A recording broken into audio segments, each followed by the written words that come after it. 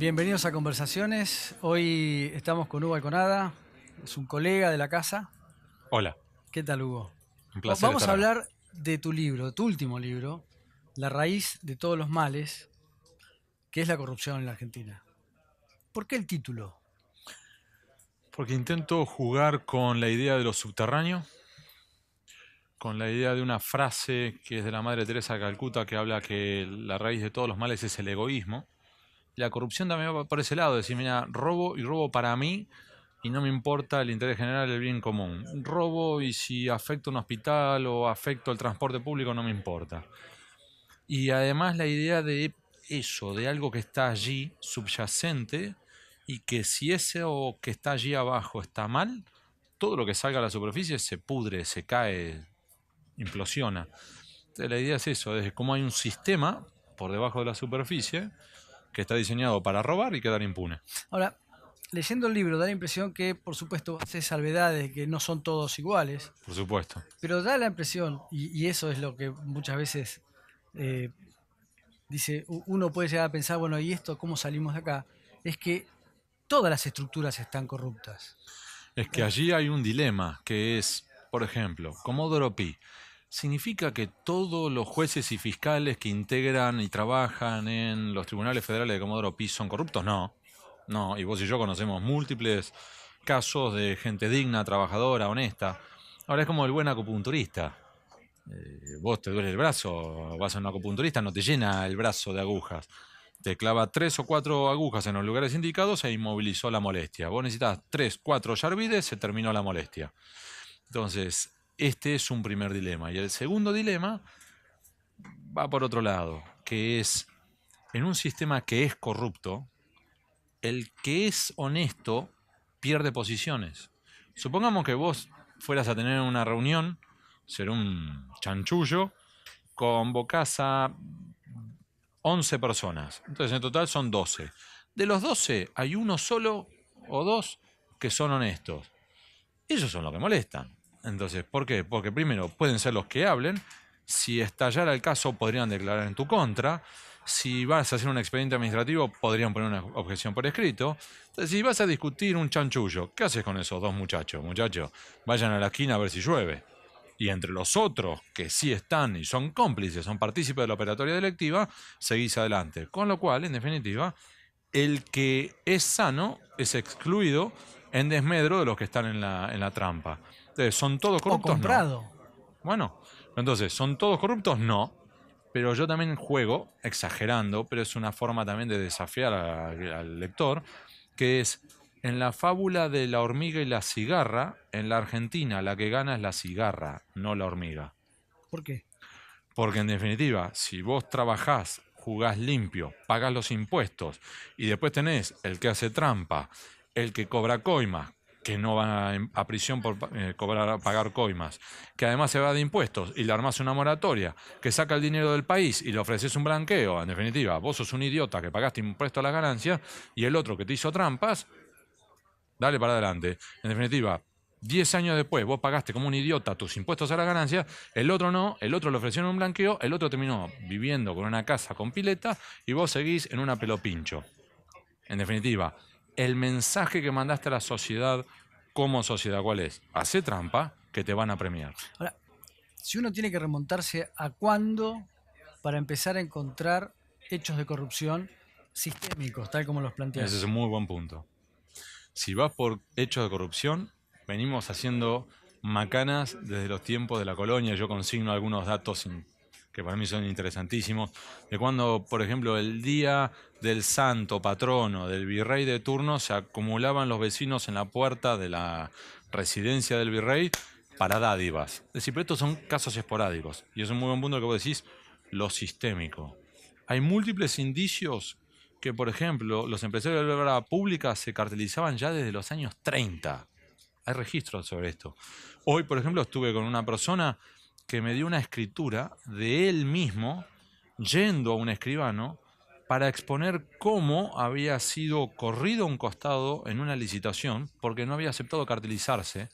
Y estamos hablando de Chaco o Formosa 1992. Estamos hablando. Ahora, ¿Cuál es el corte que yo utilizo para este libro, Jorge?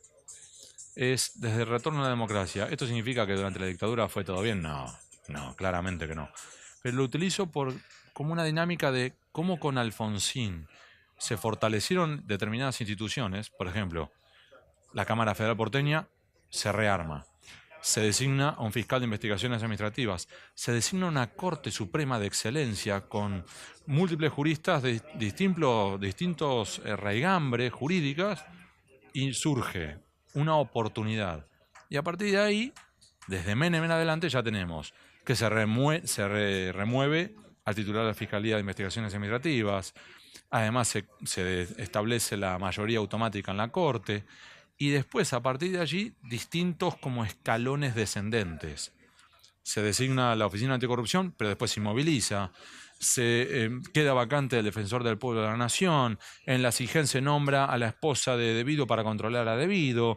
¿Sí? Y vamos viendo cómo se va eso, diseñando o modificando un sistema para garantizar la impunidad. Porque acá lo importante no es solamente, Jorge, que robes, es que además quedes impune. ¿Qué pensás del roba pero hacen? Es un término que se ha usado en Argentina durante años. Roban pero hacen, después vienen otros que no hacen, no roban, que no sirven. Pero ¿quién se beneficia con todo esto? ¿Quién gana con esto del roban pero hacen? Ese es el dilema de fondo, es el creer que en realidad acá es necesario robar para hacer. O incluso ahora, que también estamos con una disyuntiva similar, que es, si vas a fondo en la lucha contra la corrupción, si vas a fondo y detenés a todos los empresarios, y además cumplís con las leyes que están vigentes, que eso va a llevar a su vez a la anulación o a la caída de múltiples contratos, por ejemplo los PPP. Y eso a su vez va a llevar a la implosión de empresas, y eso va a llevar a su vez al enfriamiento de la economía. Entonces te terminan planteando, si vamos a fondo contra la corrupción, terminamos de enfriar la economía, vamos a tener miles de pérdidas de empleos. En realidad eso es una falsa disyuntiva. ¿Cuál es sino qué es? Lo que estamos diciendo es, bancate la corrupción, Jorge, que al menos con esta corrupción aceitamos la maquinaria y seguimos. Pero así como hemos planteado, y aquí quedó muy claro con tragedia del 11, que la corrupción mata.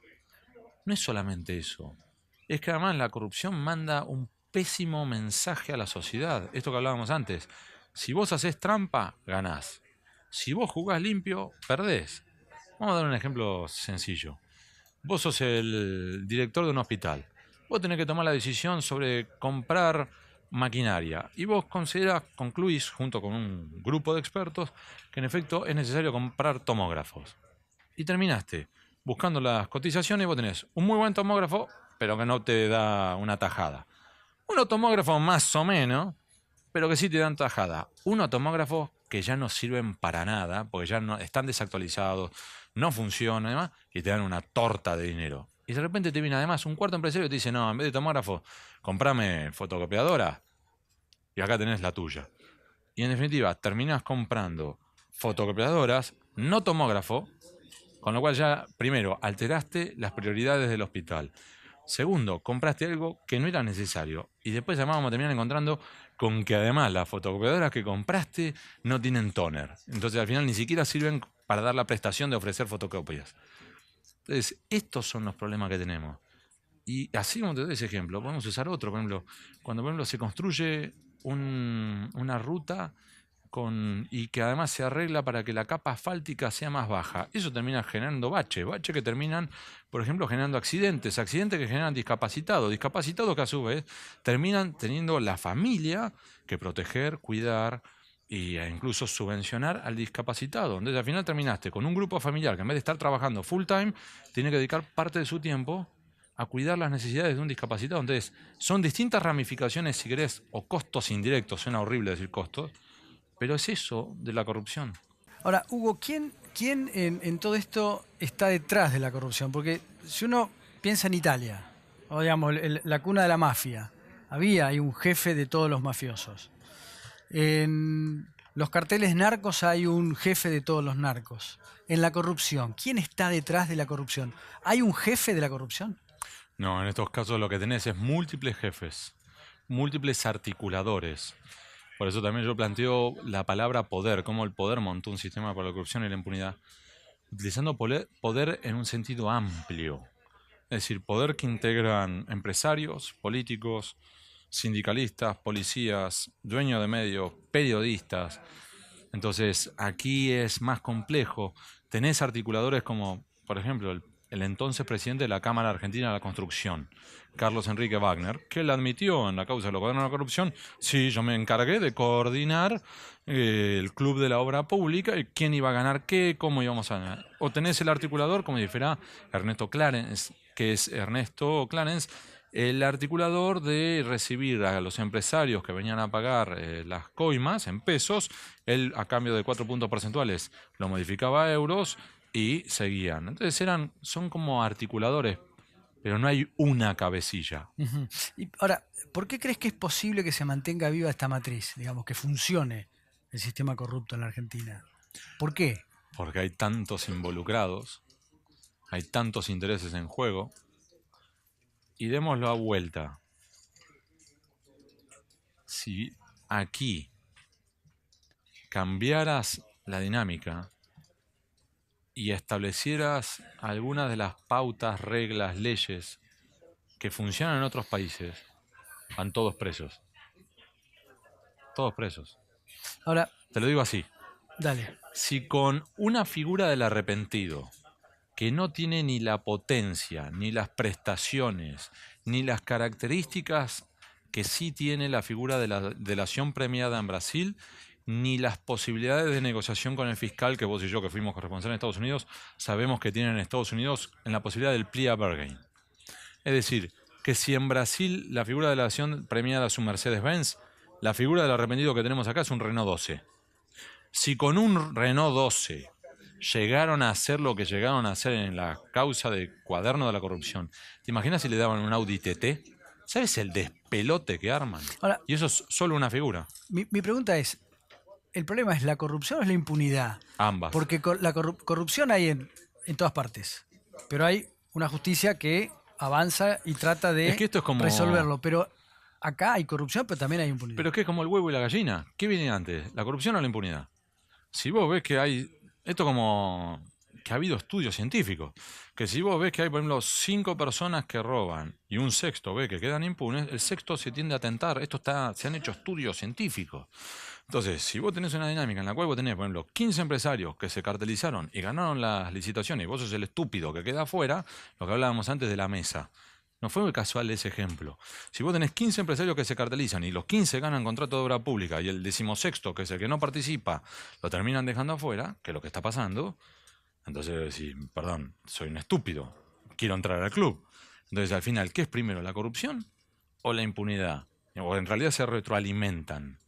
Cuando estabas terminando tu libro, estalló todo lo del el caso de los cuadernos. Y vos planteabas recién, uno de los temas de cuadernos es, si vas a fondo, quizás pueda impactar de modo negativo en empresas, en Sí. la obra pública.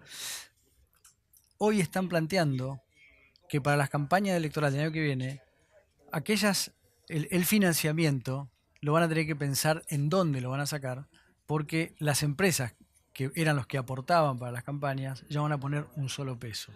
Ahora, esto, digamos, le plantea un problema que es el financiamiento y la transparencia, pero también te demuestra que todos ponían plata para todos.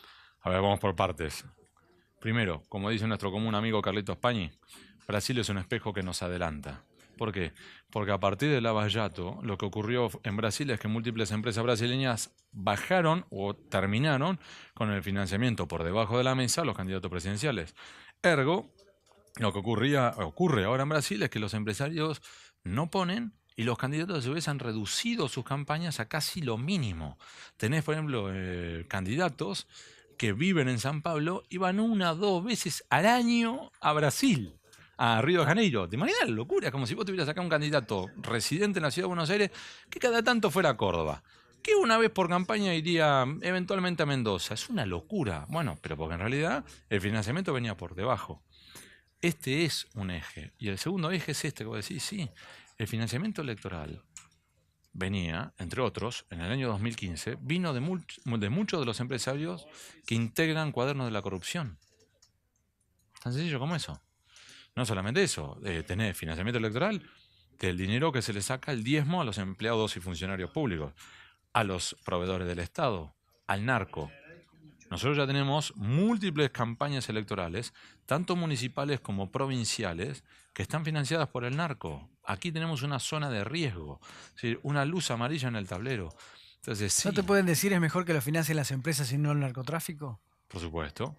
Es que en realidad acá, este libro es un libro incómodo, así como yo lo defino. ¿Por qué? Porque yo no planteo soluciones facilistas. Yo lo que planteo acá es, sinceremos la situación. Vos y yo fuimos corresponsales en Estados Unidos. Vos en Estados Unidos podés, eje 1. Es decir, voy por la libre y salgo a recaudar dinero de quien quiera ponerme. Yo abogo, por ejemplo, porque puedan hacer, por ejemplo, explotaciones petrolíferas hasta en el patio de tu casa. Y me van a financiar, las empresas petroleras me van a poner fortuna. Y aquel que esté en contra del petróleo privado y que abogue por la nacionalización, estatización del Estado, ninguna empresa petrolera le va a poner. Fenómeno, sinceremos la situación. Entonces vos tenés que en Estados Unidos, si vos vas por el financiamiento privado, por si yo lo sabemos, es decir, los el límite, recaudaste 1.000 millones, dale.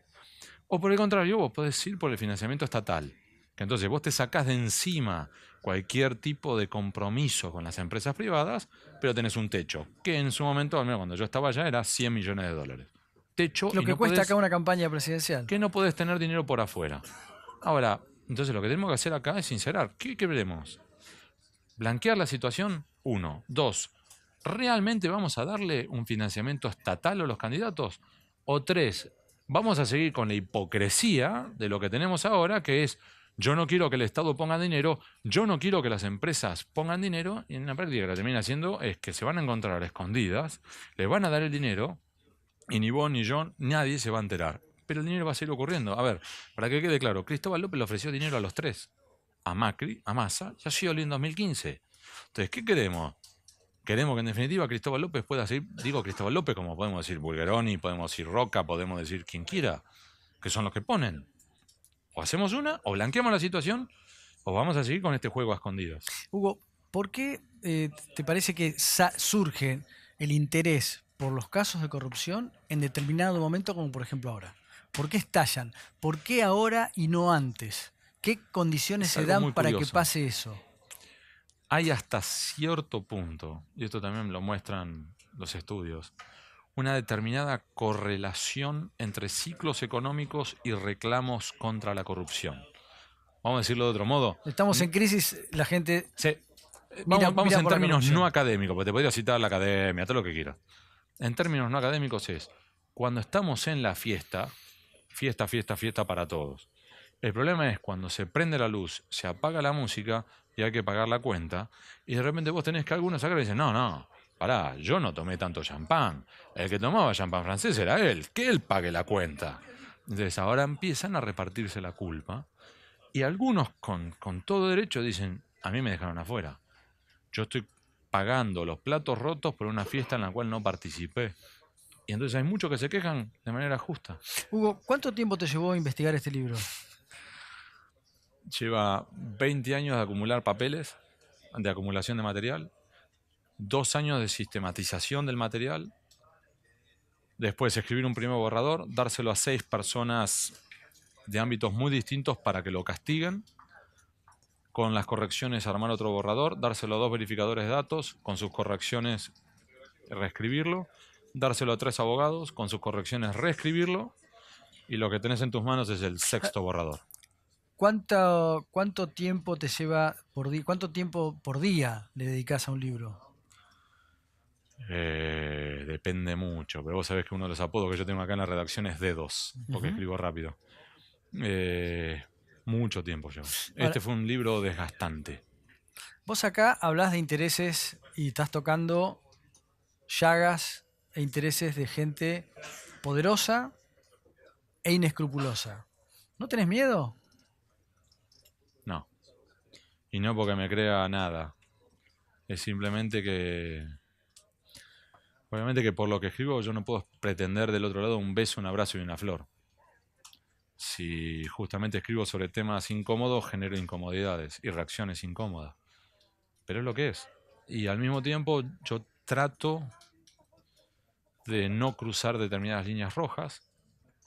Eso significa, yo no escribo sobre amantes, no escribo sobre hijos menores de edad, hay cosas sobre las cuales no escribo. Escribiste sobre periodistas.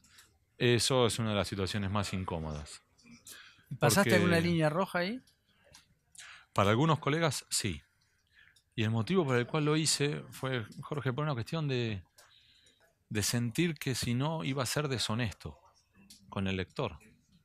Cuando yo me reúno con los equipos de campaña y uno de los equipos me dice, Hugo, los dos grandes rubros gastos de campaña presidencial son, por un lado, la impresión de boletas electorales y la contratación de fiscales.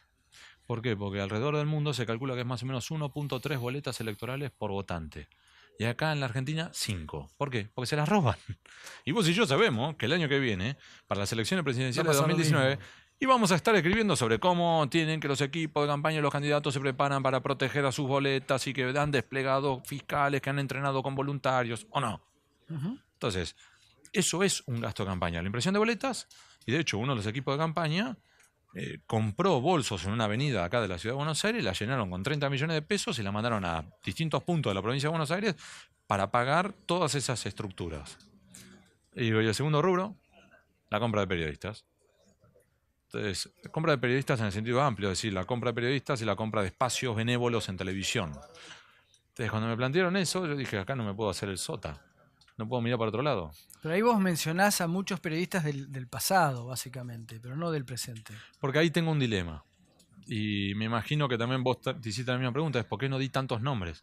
¿Por qué hay tantos nombres en otros capítulos y no en ese? ¿Por qué, por ejemplo, en el caso del sindicalismo yo expongo como un caso testigo el del Pata Medina y no lo hago en periodismo? Y en realidad eso va caso por caso. ¿Qué significa? Obviamente que yo cada uno de los ejemplos que doy lo tengo verificado. Pero hay ocasiones que me ha pasado en el cual yo no tengo la carta final para cantar vale 4. Es decir, tengo el material para sostener lo que digo, pero en definitiva es, supongo que yo dijera, suponte, ¿no? Esta persona hizo este pago. Yo sé que está así y yo sé porque lo tengo verificado. Y ahora voy a dar un ejemplo. Y esa persona podría llegar a decirme, no, no es cierto. Entonces, yo solo puedo cantar vale 4 y te digo, acá tengo Acá tengo el papel, ¿qué? documento. Ahora, supongamos que si, vamos a un ejemplo puntual, que yo sobre esa persona, que es un periodista, yo hablé con el productor comercial de ese periodista, o el ex productor comercial que me lo confirma, hablo con el vocero que fue testigo del encuentro y además con el ministro. Entonces lo tengo verificado por 3 lugares distintos. Ahora, ¿tengo el documento final, por ejemplo, la copia de la transferencia bancaria? No. Sé que ocurrió, pero hay que esperar. Te voy a dar un ejemplo de otra órbita, Jorge. Vos eras en ese momento, bueno, vamos a contarlo acá, uno de mis jefes editores. Que vos y yo lidiamos, como ejemplo, con el caso Antonini bajo presión. Y que nosotros llegamos a demostrar, número uno, que Antonini Wilson, 48 horas después del decomiso de la valija, entró a la Casa Rosada. La verdad que volaron las piñas, Sí. nos desmintieron, nos acusaron de mentirosos y nosotros lo teníamos verificado. Y vos sabés cómo lo verifiqué. Pero tardamos 2 años en finalmente que apareciera el video de Canal 7 que terminó certificando que Antonini Wilson estaba en la Casa Rosada. Y ahí todos los que nos habían dicho que éramos unos mentirosos se aplacaron.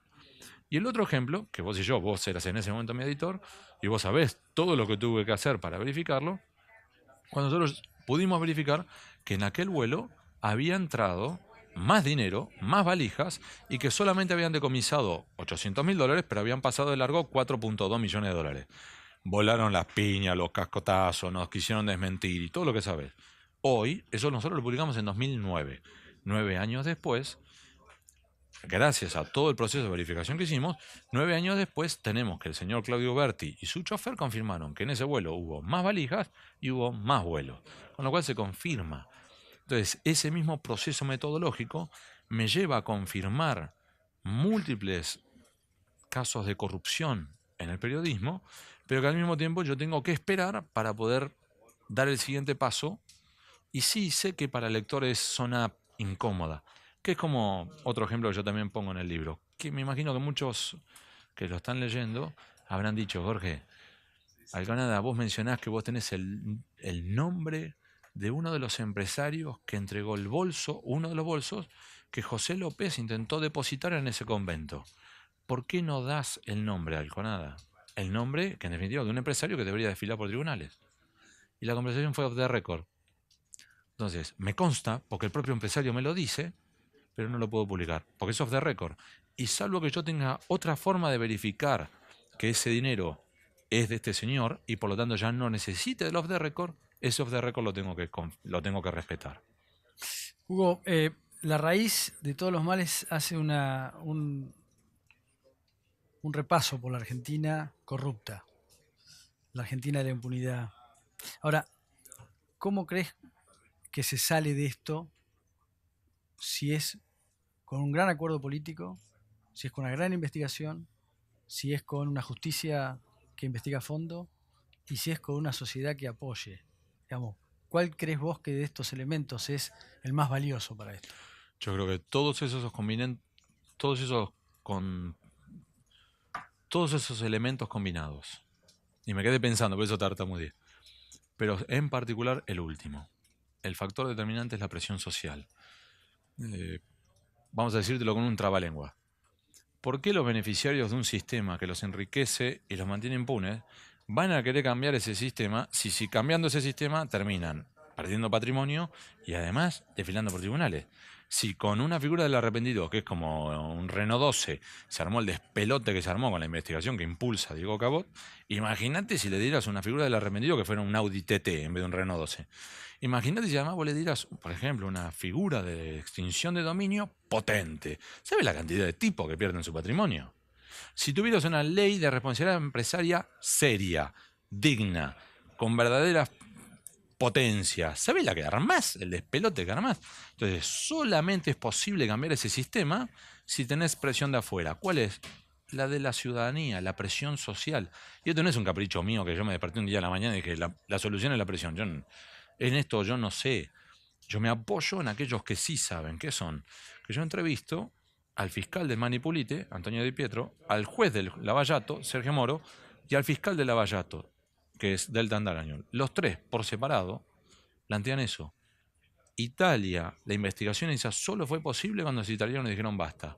Y Lavallato pudo llegar hasta donde llegó porque los brasileños se movilizaron. Hugo, muchísimas gracias. Un placer.